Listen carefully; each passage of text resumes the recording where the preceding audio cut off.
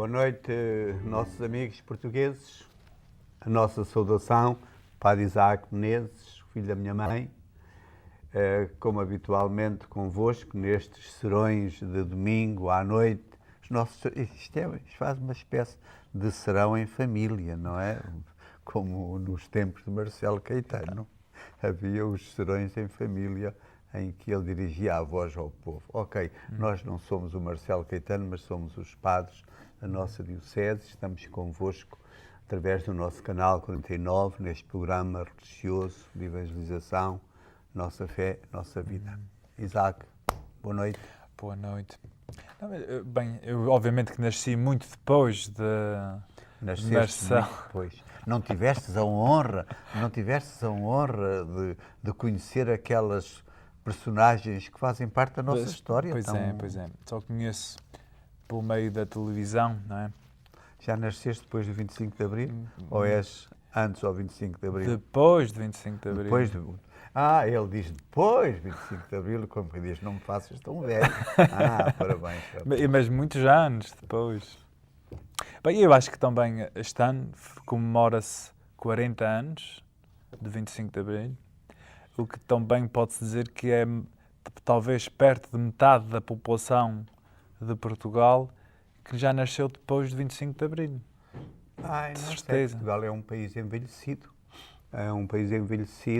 Não sei. Mas não vamos falar de velhos, vamos falar do Domingo de Ramos, que é por isso que estamos aqui convosco. Domingo de Ramos, as portas, a grande porta da Semana Santa, para a grande porta de entrada à grande festa que é para nós a Páscoa. Oxalá cristãos, e estamos seguros e muito certos que a esta altura, já tendes feito um bom jejum, uma boa ação de penitência, de arrependimento, de conversão. Olha, e se não fizestes, pois mexei-vos, porque ainda é tempo. Ainda é um bocadinho de tempo. Estou a rir, mas estou a falar a sério. Estamos a falar a sério. Se ainda não vos preparastes para a festa da Páscoa, e preparar para a festa da Páscoa é esperar a ressurreição, a vossa ressurreição, à luz da ressurreição de Jesus Cristo. A nossa entrada, a possibilidade de entrarmos nessa Jerusalém celeste, onde Cristo entrou numa Jerusalém terrena, mas foi aonde foi, subindo aonde subiu, morrendo como morreu, para que nós possamos entrar nessa Páscoa das Páscoas, essa Páscoa eterna. Celebramos isto tudo, ano a ano, porque de facto são acontecimentos da nossa história e sobretudo da nossa história de salvação que são importantes. Este Domingo de Ramos é tremendamente importante, é a porta que nos leva nesta semana a celebrarmos esses três mistérios ou três pontos fundamentais da nossa fé. A entrada de Jesus Cristo em Jerusalém, depois Quinta-feira Santa, a última ceia, com tudo o que ela pode significar e aportar a cada um de nós, e é bom que aporte, passando pela Sexta-feira Santa, que nos lembra a morte de Jesus Cristo, também com tudo o que significa para cada um de nós, para depois podermos celebrar a Páscoa. Isaac, meu amigo, Dia de Ramos, Domingo de Ramos, por isso temos aqui estes nossos raminhos cheio de uma cor bonita, um verde vivo, que nos lembra essa esperança de podermos caminhar também e podermos aclamar Jesus Cristo, não com os ramos apenas, mas sim com os sentimentos da nossa alma. E ramos, porque que nem sempre são palmas, não é? Esses são ramos. Mas também, segundo consta, eles apanharam ramos, não foi só palmas. Pois é, mas isto é engraçado, porque em português é o Domingo de Ramos, não é? Em inglês é Palm Sunday, ou seja, o Domingo das palmas, das palmeiras. Talvez sabe-se lá bem. Porque, de facto, é uma árvore muito comum, as palmeiras no Oriente, nas terras do Oriente. Palmeiras e oliveiras. A vinha era raro e outras árvores. Pois é, talvez aí. Devíamos ter trazido, era assim, umas ramas de oliveira aqui. Pois, até talvez não fosse mal. Mas se tivéssemos trazido uns queijinhos frescos, fruto das ovelhas, também não era mau. E azeitonas. E azeitonas. E azeitonas. Está bem, vamos então ao Evangelho. Vamos à leitura do O Evangelho. Evangelho que abre. Nós não vamos ler o texto da narração da paixão, era demasiado longo, e portanto vamos ler apenas o texto que fala da entrada de Jesus em Jerusalém. Muito bem. Evangelho de Nosso Senhor Jesus Cristo segundo São Mateus. Quando se aproximaram de Jerusalém, chegaram a Betfagé, junto ao Monte das Oliveiras. Jesus enviou 2 discípulos, dizendo-lhes: Ide à povoação que está em frente, e encontrareis uma jumenta presa e com ela um jumentinho. Soltai-os e trazei-mos. E se alguém vos disser alguma coisa, respondei que o Senhor precisa deles, mas não tardará em devolvê-los. Isto sucedeu para se cumprir o que o profeta tinha anunciado. Dizei à filha de Sião: Eis o teu rei que vem ao teu encontro, humildemente montado num jumentinho, filho de uma jumenta. Os discípulos partiram e fizeram como Jesus lhes ordenara. Trouxeram a jumenta e o jumentinho, puseram-lhe em cima as suas capas, e Jesus sentou-se sobre elas. Numerosa multidão estendia as capas no caminho. Outros cortavam ramos das árvores e espalhavam-nos pelo chão. E tanto as multidões que vinham à frente de Jesus, como as que o seguiam, diziam em altos brados: Hosana ao filho de David, bendito que vem em nome do Senhor, Hosana nas alturas.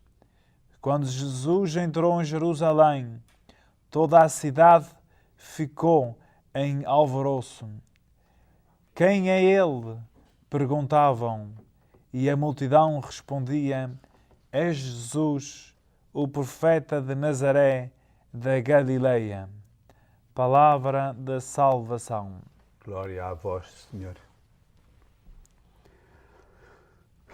Padre Isaac, imaginemos que os nossos telespectadores que nos estão olhando e escutando neste momento, que se perguntam a si mesmos o que é que significa isto tudo? O que é que para nós cristãos podemos tirar hoje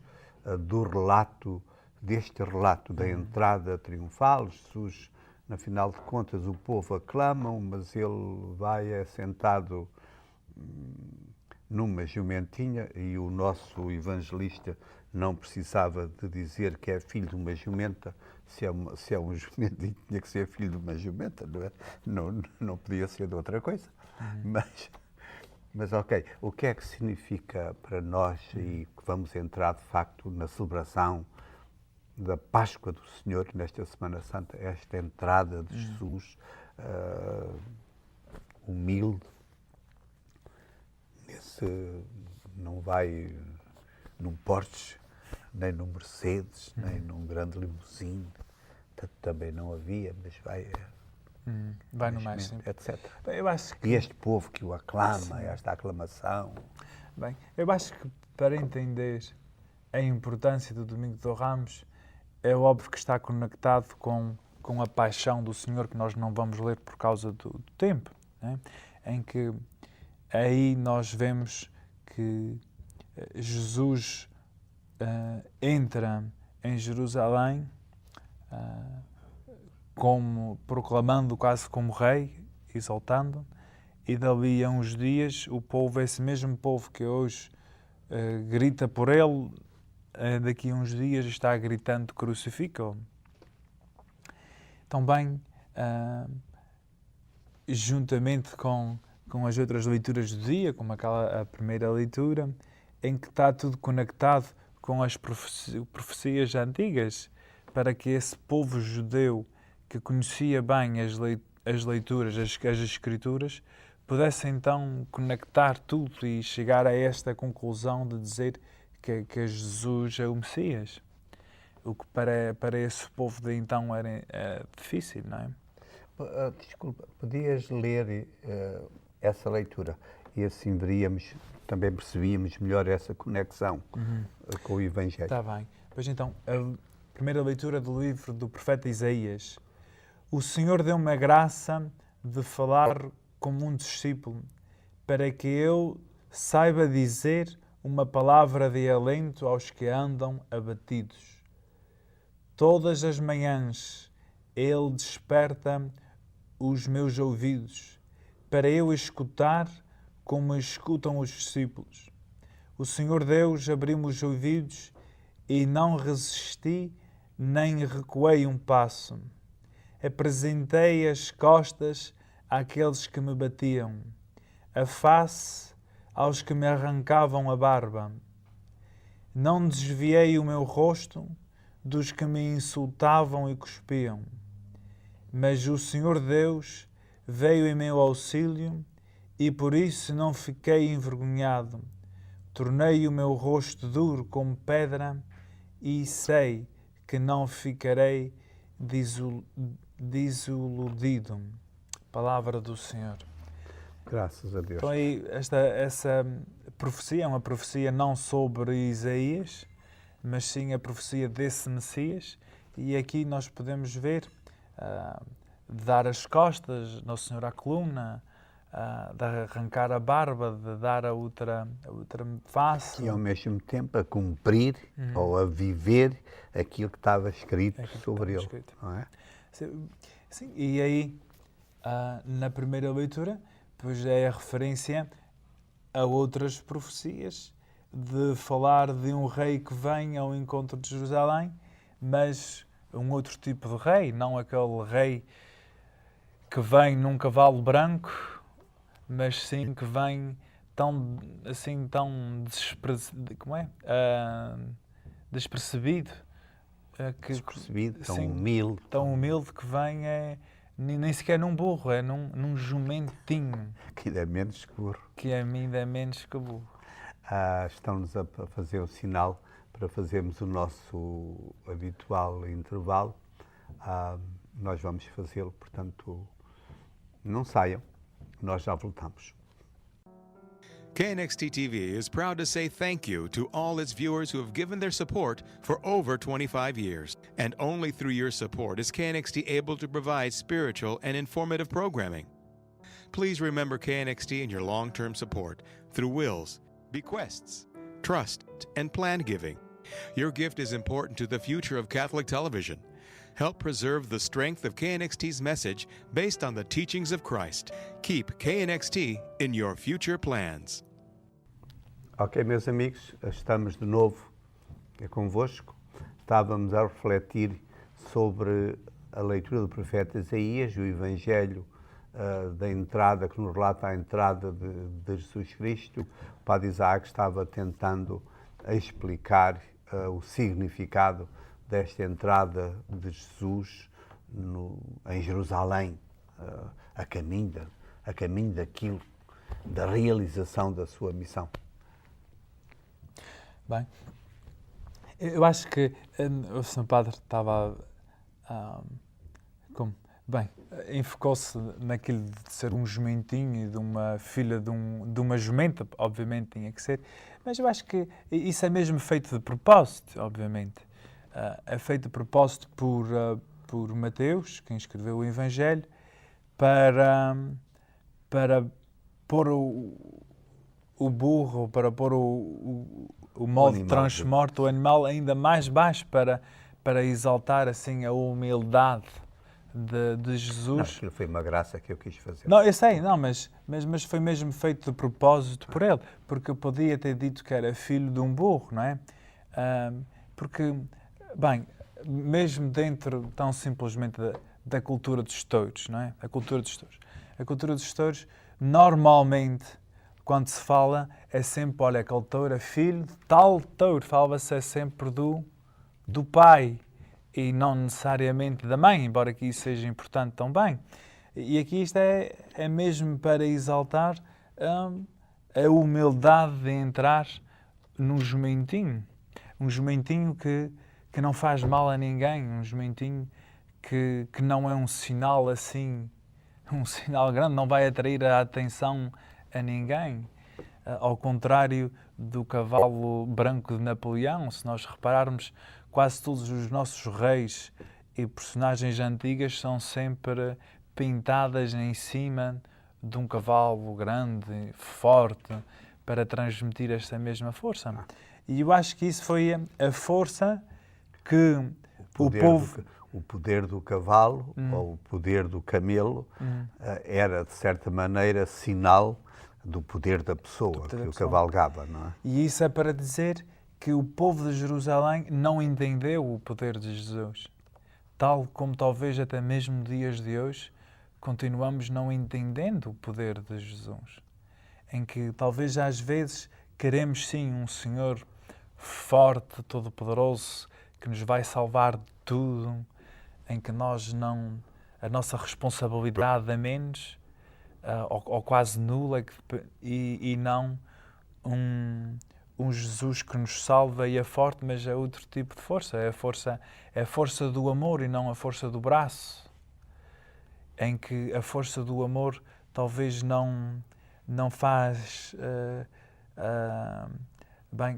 não faz tanta notícia, não se fala tanto como a força do mal. Como a força do mal, mas comove e vai sempre para a frente. E que nós às vezes também temos aquela tentação de querer escolher as coisas pela força e não pela via do amor. Mas também penso que é possível imaginar uma explosão de grito, um grito popular das pessoas simples. Geralmente foram os simples, e quem andava mais atrás de Jesus Cristo eram os simples. Cristo também se aproximou muita gente simples, dos doentes, dos pobres, dos marginalizados, mais isto, mais aquilo que é povo. Porque depois a força do mal, segundo as Escrituras, veio pela força de duas elites, as elites políticas e a elite religiosa. Portanto, mas o povo simples, na sua espontaneidade, embora muitos deles talvez esperassem em Jesus Cristo, ainda o vissem aquele que vinha libertar Israel do poder dos romanos, portanto viam nele um homem poderoso em palavras e obras, e era capaz de ressuscitar mortes. E de ressuscitar mortes, como vimos. Portanto, tantas coisas. Este era realmente o profeta que nos convinha. É que vai ter força para nos libertar dos judeus. Mas, por outro lado, também, se calhar a sua mente estava mais aberta, porque tinham visto alguns milagres de Jesus Cristo, tinham acompanhado mais de perto, e o povo simples explodiu naquela alegria e naquela questão. Mas além disto, depois vemos o trama das tais duas forças que agiram contra aqueles que têm força, assim, que andavam nos grandes cavalos e nos grandes poderes, que subverteram o povo, e o povo às vezes também vai conforme a aragem do vento, vai para um lado ou para o outro, parece. Mas há aqui também, Isaac, para nós hoje, que vivemos estas coisas e que celebramos estas coisas e que fazemos desta semana realmente uma semana importante na nossa fé. Como é que nós hoje somos chamados a aclamar este Jesus Cristo que veio não em forma visível, materializada, mas mas sabemos que Ele que vem às nossas vidas, que vem às nossas cidades, que está na nossa história, que está na nossa cultura, etc. Também nós somos chamados a aclamá-lo, etc. E para que essa aclamação não seja apenas um acto, não sei, um acto simbólico em que cada um leva para casa hoje uma palma, talvez vai pôr debaixo da cama ou em cima da porta, alguns talvez com alguma superstição, não sei. Talvez não, mas dentro do sentido da liturgia é como é que nós fazemos essa aclamação nossa e própria. Agora, como é que fazemos isso? Eu acho que fazemos isso nessa nossa vida cotidiana, naquilo que nós, o dia a dia, nas conversas que nós temos com as pessoas, a nossa expressão de fé, o não rejeitar Jesus, o não desprezar as coisas de Deus, o não ter vergonha de falar em Deus ou de defender Jesus quando é atacado por outras pessoas ou pelos média ou por seja lá por quem seja. Eu acho que essa que é a maneira que nós hoje proclamamos Jesus como nosso Rei. Havia também na expressão, há muitas maneiras de aclamar, mas de facto o povo aclamava-o chamando o Filho de David. Hossana, Hossana ao Filho de David.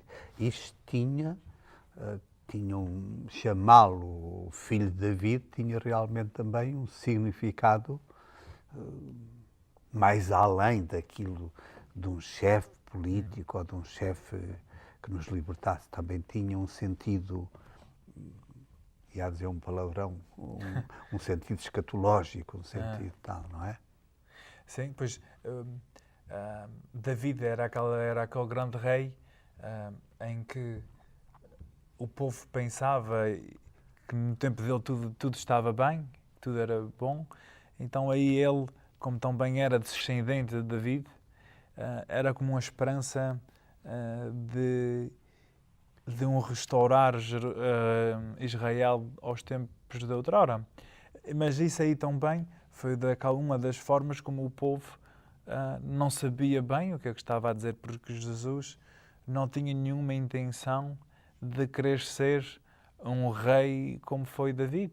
Outro tipo de rei, outro tipo de poder, em que o povo não entendeu bem. Talvez foi por isso que uns dias depois estava dizendo crucificam. Mas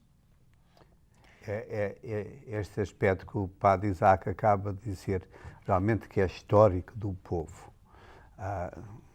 Trouxe duas menções que penso que vale a pena também refletirmos nela. Pois alguns de nós temos que ir ao ramos e levámos os ramos para casa e depois pomos debaixo da cama ou pomos de qualquer maneira, ou aqui ou lá, numa espécie de superstição, não numa espécie de coração que aclama ao Senhor, que vive a sua vinda às nossas vidas, etc.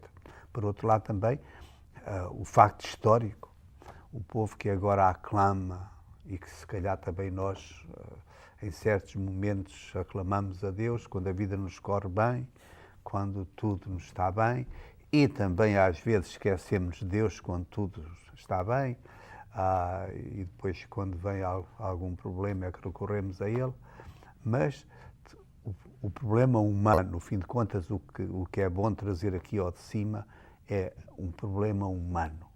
Nós somos capazes de gritar com todo o nosso entusiasmo, Hossana, Hossana, ao Filho de David, ou também glória ao Pai, ao Filho e ao Espírito Santo, e depois também somos capazes de dizer isto, aquilo e aquilo outro, ou somos capazes, como dizias, temos vergonha de dizer em quem acreditamos e, portanto, não nos convém falar nisso, etc. Somos capazes do sim e do não para com Deus. Nesta Semana Santa é tempo de darmos conta desta condição humana, de sermos homens e mulheres do sim e do não. Somos homens e mulheres do amor e do ódio. Somos capazes de ofender e somos capazes de perdoar e somos capazes de não perdoar, etc, etc. Penso que também é tempo de darmos um bocadinho conta desta verdade que nós carregamos connosco. Sim. Como o Evangelho de há poucos domingos dizia, que o nosso sim seja sim e o nosso não seja não. Bem, estamos chegando ao fim do nosso programa, dando a indicação que falta apenas 2 minutos. Temos 2 minutos ainda para dizermos, irmãos, vamos a caminho, vamos tentar viver de facto esta Semana Santa. É tempo de pensarmos que não faz mal nenhum a ninguém e eu nunca gosto, não é isso. Reconheço que muitas das vezes não tenho dado muita força ou chamar as pessoas à confissão, mais isto, mais aquilo. Mas o apelo que fazemos daqui é: faço uma celebração penitencial e neste domingo de Ramos já foi feita, na sexta-feira anterior, uma grande celebração, onde tomamos consciência do nosso pecado, do nosso ser pecador, das nossas coisas e passamos tempo a pedir perdão, tempo e tempo e tempo. Geralmente são umas 2 horas e tal, sempre estas celebrações penitenciais. Mas não quero com isto dizer que a confissão não seja necessária para quem realmente olha para si e percebe que na sua vida, por desgraça ou pelo que fosse, às vezes meteu a pata na poça. E precisamos de nos limpar dessa lama, daquilo que é pecado. E a melhor maneira, cristãos, a melhor maneira de nos limparmos é, de facto, o sacramento da penitência, da conversão, do pedir perdão. Mas tudo isto com sinceridade. Não façamos a Semana Santa uma coisa cultural da cultura. A fé faz cultura, mas não é a cultura que faz fé. Portanto, vivamos tudo isto com a nossa fé, com os nossos olhos postos em Jesus Cristo. Até lá, um abraço.